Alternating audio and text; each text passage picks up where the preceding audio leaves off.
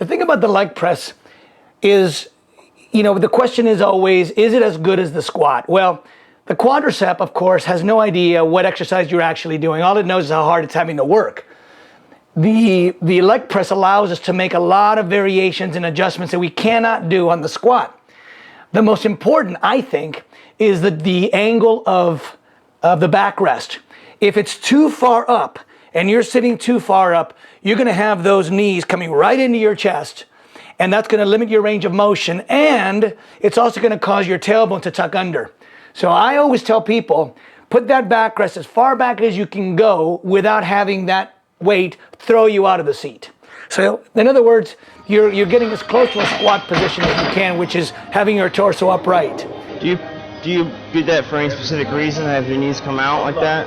I just feel like it feels better on my knee myself. Feels better? Yeah, it puts a lot of stress on my knee when it comes straight up. How about you? I feel if I do that, it puts too much pressure on my hips. On your hip flexor? So I keep everything straight. But I notice my feet are a little higher than yours. And it looks like when you're coming down into that and you start to push out, your toes push a little bit. And I think that it goes to your quads are definitely working.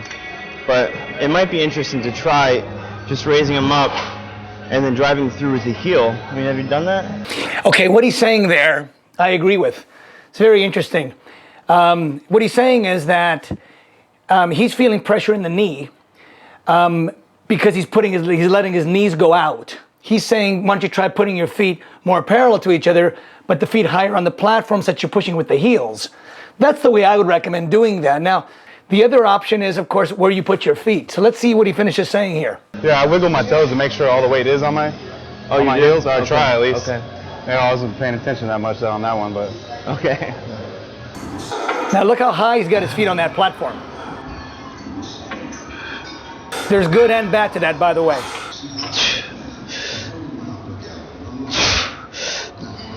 Okay, I stopped him right there. This backrest is way up there, right? And you can see his knees are going right into his chest, which is actually limiting his range of motion. If that backrest was farther back, he'd be able to get farther range of motion. Watch a few more reps there. He's barely getting to 90-degree bend in his knee. Now, the other thing is, in fact, I might back it up again, his feet are so high on the platform that it's almost all glutes, which explains in part why he's got so much weight on that, why he can have so much weight on that platform. Let's see what we got. I'm gonna shoot for 8.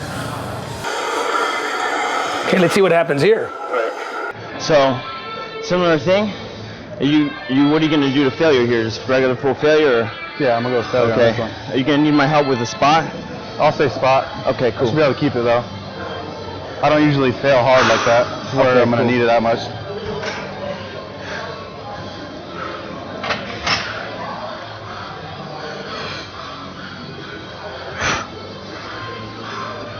Two.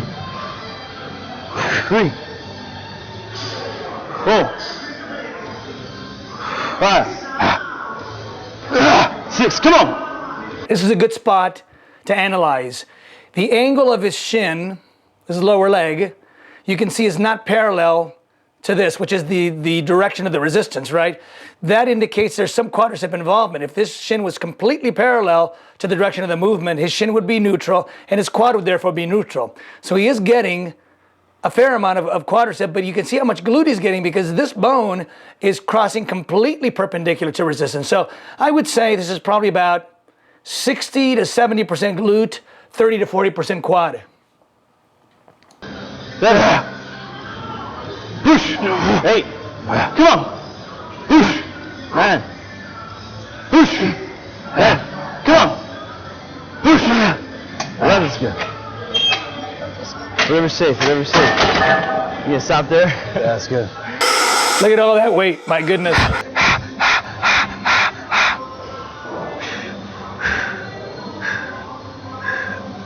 So the question that we might want to ask ourselves here is, he's got a lot of weight on this thing. He's doing a somewhat partial range of motion. He's got his feet relatively high in the platform. And these numbers all factor into an equation.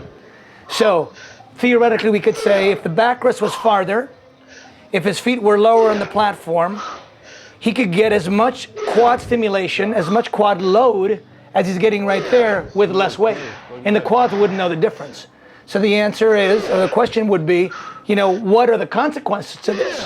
Is there knee risk? Is there lower back risk? I'm not saying that I know the answer to these things, but these things all get factored in. My expertise is in the mechanics of things. So there's no doubt, mechanically speaking, that if his feet were lower on the platform and his back was farther back, he'd be getting more. In fact, he probably wouldn't be able to do that much weight because it would be more quad and less glutes. So my preference would be to reduce the risk and keep the same amount of load on the quad by changing the mechanics and lowering the weight. Nice set, nice set. It's easy to lose sight. It's easy to lose sight of having focus on that muscle, feeling that muscle is working as hard as that muscle can work, regardless of how much weight is actually being used. Oftentimes, depending on how we manipulate the mechanics, we can work a muscle as hard or harder with a lesser weight if we know how to manipulate the mechanics.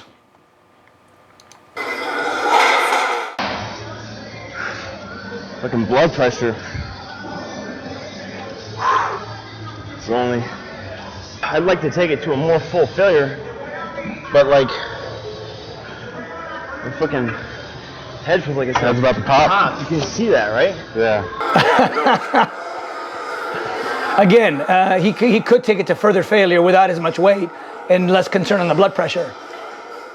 What I've discovered over the years is when people do things mostly right, and even if they do things considerably wrong, if they work hard enough at that considerably wrong form, they still end up getting a reasonably good result. So I mean, that almost would be the only way some of these mechanics would be improved on, is if people actually fail to get any result at all.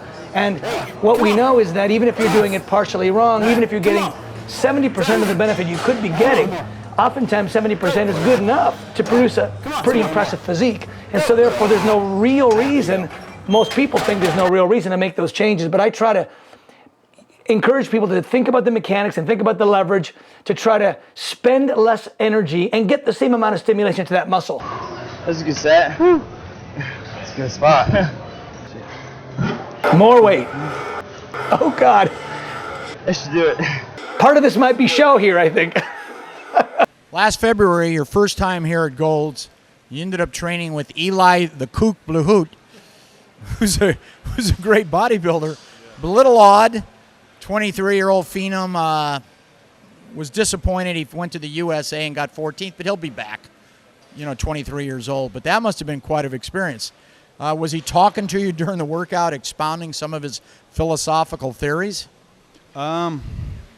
Really, we didn't really talk too much, but I mean, just being around him, he's, not to be cheesy, but he's got like an aura about him to where he's very, very passionate about what he does, and like you could just see his passion in his workout. He puts everything into every single set, and it's just actually something what I learned. I actually talked to him after on Facebook, and the main thing that I learned from him was just a whole new pain threshold. Drama in the gym oftentimes is perceived as intensity, and I just want people to sort of internalize what they're feeling, maybe be less concerned about how it appears on the outside, and just ask ourselves whether the intensity is all about what you're feeling in that muscle. Can I take this pain a longer period of time by dropping the weight, dropping the weight, dropping the weight? That's what I call intensity, but I just think that we need to be careful how we analyze that, and drama, as I said earlier, can often be misunderstood as intensity. Just your heels is going to be on the bottom part of the neck. The split part. Down to the split part. That low? Holy shit, man. I don't know about that. And see, he just told him to put his feet way low on the platform. Good advice. Excellent advice. Why? Because it's going to load up his quads more. Now, he says, I don't know about that. Well, yeah, because he's used to having his feet up high so his glutes can take up the load. You see the angle on that shin right now compared to where it was before? He's really going to be crossing the direction of resistance much more with that angle than he was with this previous angle, which means the quadricep, which is not as strong as the glute, has to do more of the work. Heaven forbid you reduce the weight, right? Well, this is what's going to happen. He's going to take some of that weight off there. Take this off. want you to feel comfortable with it. I feel like I feel a lot of tightness in my tibialis. Now he's saying he feels tightness in his tibialis. You know, that almost sounds a little bit like a shin splint. There's really no reason why you'd feel tightness, because the tightness would be happening if he was pulling up with his toes. If anything, he's pushing down with his feet, not up. So that could be something completely unrelated to muscle fatigue. Like is Your ankle flexibility sucks. So what you're going to do is on the first rep, you're going to try to contract these muscles, keep your quads tense, and pull it down with your hamstrings. Now, he just said, pull it down with your hamstring. I'm not exactly sure what he meant by that, but the hamstring is the opposite of the quad. It's the opposing muscle. There's a rule in exercise physiology that's called reciprocal intervention. What that basically says is that when a muscle is activated, let's say your quadricep, the hamstring automatically relaxes to not inhibit the action of the quadricep. The same is true with the bicep and the tricep. If you activate the tricep, you deactivate the bicep to not interfere with that movement. So let's see where he's going with this. Make sure these are tight, so your calves are nice and relaxed. This is tight. And the first rep's going to be really, really slow. It's going to be 4 seconds. Okay, so I'm gonna pull this back, and I'm gonna contract my hamstrings. Pulling your toes to your knees. Okay. And squeeze my hamstrings. Your quads are tight the whole time, and you Okay. pull down with your hamstrings. So your hamstrings actually pull the rep down. This is Okay. light for you, man. Boy, it sure sounds like he's saying pull down with the hamstring. This guy looks phenomenal. It's hard to take a guy who looks this good, hear what he says, and refute it. But we do need to do that now and then. We do need to look critically at this stuff and say, does that make sense? If you were doing a barbell curl, could you actually push with your tricep at the same time you're pulling with your bicep? Or in this case, the better analogy would be if you were pushing with the tricep. Let's say you were doing a tricep push down, which is similar to a leg press because it's an extension, right? Just like this is a knee extension. Could you actually pull with your bicep while you're doing a tricep push down? It doesn't seem realistic, but let's see where he's going with this. Let's go. Keep the quads tight right now. Don't let them relax. Don't let them relax. Now pull down with your hamstrings. Pull, pull, pull, pull, pull. Keep coming, keep coming, keep coming, keep coming, keep coming, keep coming, go. There you go. Go again, come on. Of course, we know that if he actually pulled with his hamstring, that way would just fall on him, right? So he might be talking about tensing the hamstring, which would be hard enough to do. But actually pulling, as if you were doing a leg curl, that would bring that sled right down onto him. Come on. It was like Don't let them relax. Let's go. I don't know. It felt a little funny. It felt a little funny, I'll say. Quads are tight. Go up. Good. Go. Damn. No, right down. Let's go. No rest. Quads are tight. Pull with the hamstrings. Pull with the hamstring. It's the third time you said it. Let's go. Pull with the hamstrings. Quads are tight. As soon as you feel the glutes get tight at the bottom, you go back up. Let's go. Right there. This guy's looking at him like, really? 5. Pull, pull, pull. Let's go. Easy 4. Let's go. Come on. 4 reps. Pull. Shit! Quads are tight. Go. Come on. Don't stop. Go 3. Drive it up. Don't stop. Go 2. Let's go right now. Right now. Right now. Let's go. Get up. Get up. Right now. Right now. Right now. Come on. Get up. Oh! Whoa! Fuck, man. Call the ambulance. No, I don't want to take any credit away from this guy. He's obviously accomplished. The only thing that I could think is that, the way we perceive an exercise, what we feel when we do an exercise, and then we take that and we try to convey it as a thought to another person, it could very well be that he is actually feeling his hamstring contracting, even though he's not actually pulling with them. And the way he conveys it, the way that Eli hears it, is not the way that it's actually happening in the other person's body. So, again, we don't often know how to interpret what we're thinking and what we're feeling. But clearly, the hamstring and the quad oppose each other. So if he was really pulling with the hamstring, there's no doubt. If he was really pulling with that hamstring, that sled would come falling on him. Good idea. Thanks.